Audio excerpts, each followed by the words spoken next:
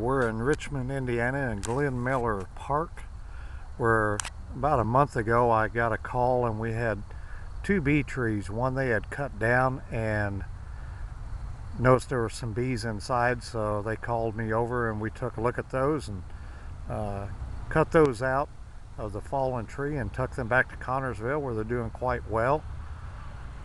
And then they called me to another tree right south of the band shell, and there was a beehive with the entrance right on ground level that they were worried about maybe the kids playing around would get stung.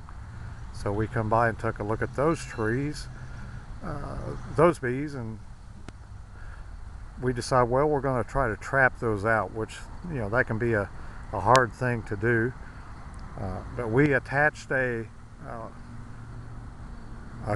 cone over the top of the hive entrance out of wire screening and reduced the entrance down, and then set up a nuke hive right there next to the cone, and we waited about a month and it seems to be doing quite well. How are you? No, you go right ahead.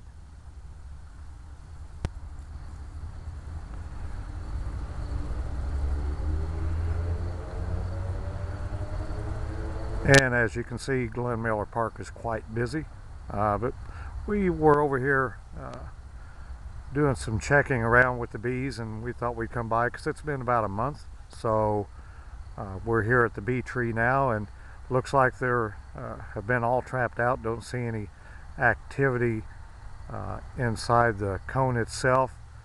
About 2 weeks ago we were over checking and about midday, and the hive was very, very active.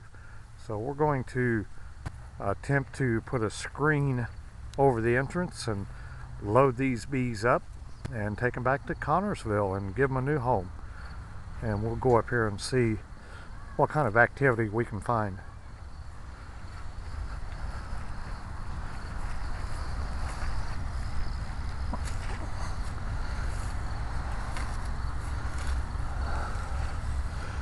As you can see, there is the cone that we have placed over the entrance, and I tried to seal it up as best we could to not allow the bees to get back in.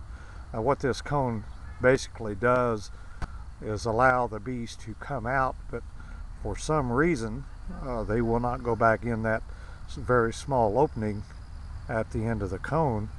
And so we set this nuke box up, which is a 5-frame small hive with some drawn out comb, and the bees started going into that, and hopefully they're doing quite well.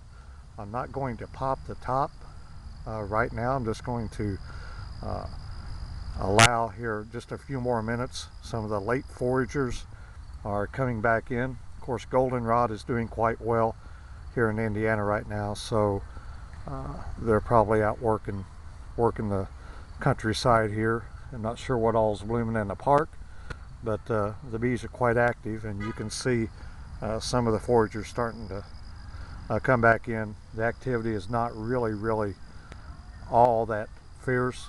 It is about 7 o'clock at night, and so we're just going to give it a little bit of time here to for them to come back in.